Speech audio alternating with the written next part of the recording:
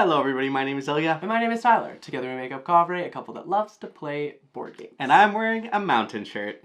And I am not. And I'm wearing a mountain shirt because today we're going to be doing a preview of Snowcrest.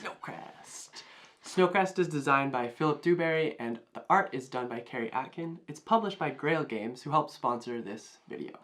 In Snowcrest, you'll be living in a remote village up in the mountains. And you'll be seeking knowledge by building a little village of a bunch of anamorphical people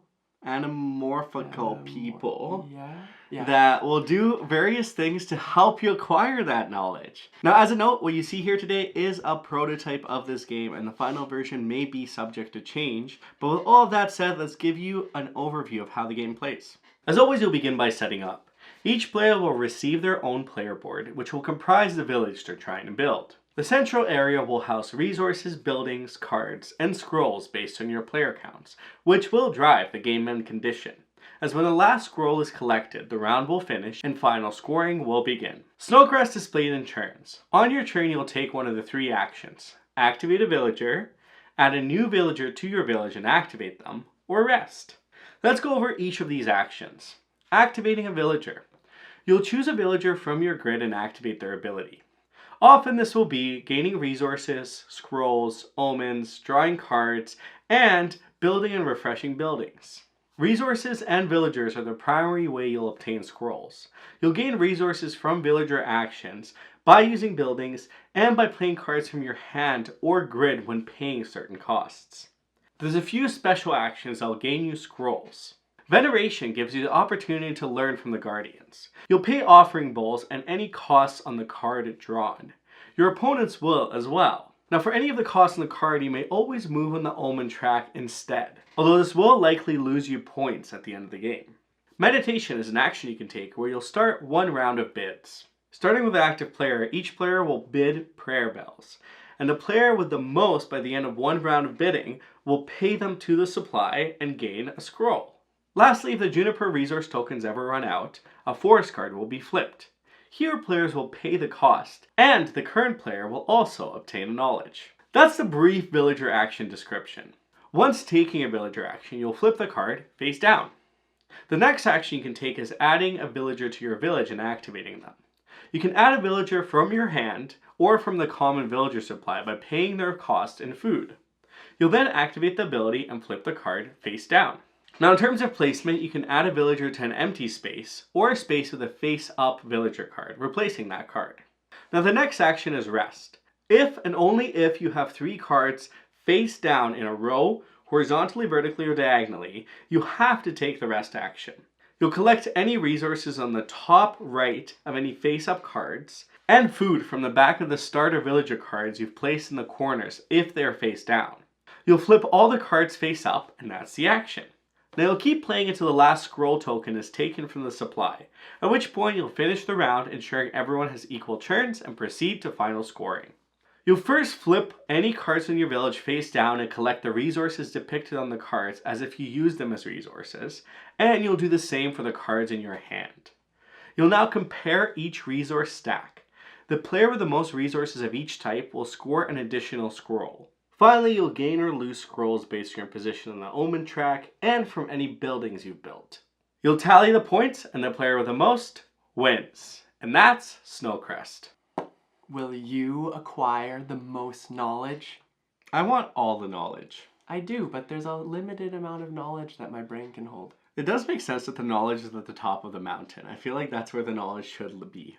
That you've got to work for it, basically. You got to get up there and get that knowledge. Physical determination will also get you more knowledge. Endurance. Yeah. Well, what do we think about Snowcrest? What are some of the factors that might consider you considering this game out? Yes, reasons you might want to check this one out. Let's start with the fact that it's a simple, light, engine-buildy feel game. You're going to be like building out your tableau, and you'll be able to activate a single card on your turn, or rest, I suppose. And it feels nice when you've got the right cards face up, the right cards face down, when you're able to activate and do something that offers like a chain combo feels very good. And if you're that type of person that enjoys that kind of stuff, this game is definitely worth checking out. Well, even acquiring buildings throughout the game and using those buildings for those resources.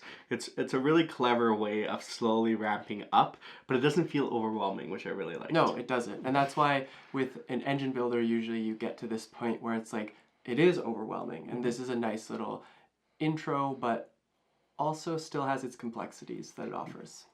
The decision-making space in action, I think, is another reason to take a look at this, primarily because of the rest action. Yeah. If you ever have 3 in a row, you have to rest. And resting, although beneficial because you do get some resources, interrupts the game flow a little bit because you're trying to do all these things that you don't necessarily want to rest every single time. Yes.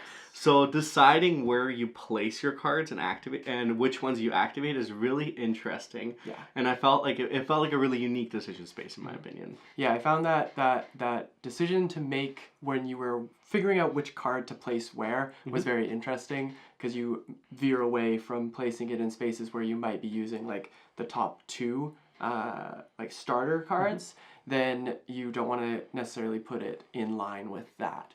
So I found it very interesting. And the simple fact that you only have 3 actions that you're able to take makes the game feel a lot less stressful, and you can kind of flow into the game, and of course, like, the rest is something you have to do, and that makes it even more easier to decide what kind of actions you're going to be taking. Exactly.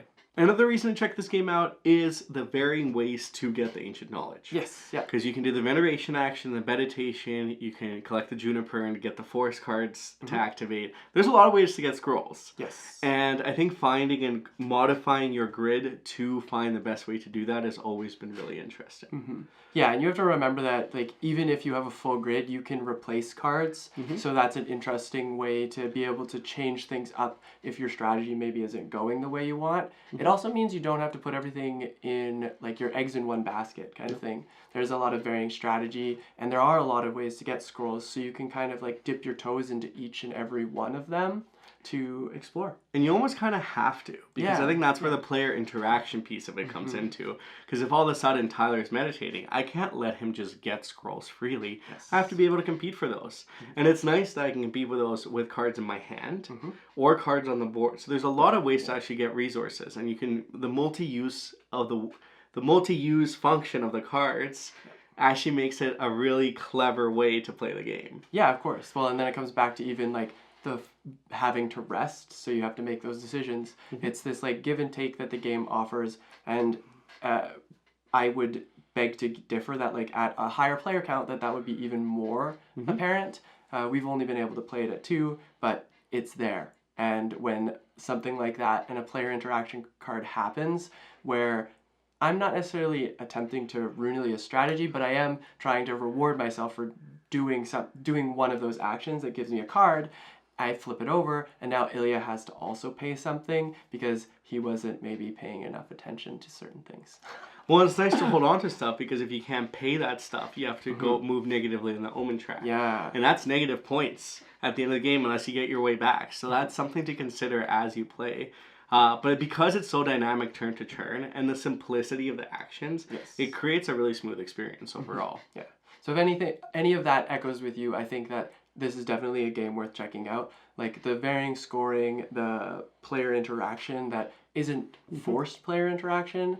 And then the last thing that I would say that we haven't really touched on is that from our experience, we've had really close games. The limited nail scrolls, biters. Yeah. And because they have got like a limited pool of scrolls that triggers game end, of course you can get more if you need them later on. But even then, throughout those, I guess we'll call them end game goals, the battle for those points is actually very, very close. So if you want a nail biter of a game, then Snowcrest is definitely worth checking out. Yeah, it's a really interesting dynamic because you are able to see players collect the scrolls from time to time. So you kind of have an idea of like, ooh, that's how everybody's doing. But there's also, of course, the way that you play all the cards at the end on your board and in your hand and calculate the resources for them and compare resource totals. And for each resource, you score a scroll. Yeah, majority, yep. And you have the omen track as well. So there's a couple of factors that are a little bit unknown that keep you at the edge of your seat. And we've had, like, we only played this at 2. But each of our games have been a 1-point difference, which has felt really exciting. Yeah, it's been very close, so it's interesting to see. And both of us were doing different strategies, so that just speaks to what you're able to do in this game. Well, if any of that captured your interest, then you should check out Snowcrest in the crowdfunding link down below. Hit that link, read a little bit more about it, see what other people are saying about it, make up your mind about it to see if it's a game that's for you. Exactly. And for our question of the day, have you ever gone on a mountain hike? What was it? Where was it? Once I took Tyler on a mountain hike in the middle of the night to see the sunrise. And contrary to popular belief, I did not get lost. We made it to the top, we saw the sunrise, and it was very pleasant. Just because we made it there in time does not mean we didn't get lost. When I have to step in front and lead the way, I think that means we're lost. In the middle of the night, the path is sometimes hard to see, and sometimes you just go through the path. It was very worth it, though, and I'll definitely cherish that moment for a while. Yeah. Cherish me being lost? No. Because you like to tell everybody I get lost. No. I just like the sunset at like 4 a.m. was absolutely amazing. It was very pretty. But if you have a story like that, let us know down in the comments below. Maybe you got lost. Maybe you didn't. Or maybe which mountain do you want to go hike? Is there a mountain on your bucket list where you're like, I must hike this mountain? Yes. Yeah. If you're in our neck of the woods, you'll have to let us know. Exactly. Well, until next time, though, if you liked this video, give us a thumbs up, hit that subscribe button, because we make weekly board game content like this, and we're happy to have you here. But until next time, we will see you later. See you on the mountain trail. Bye.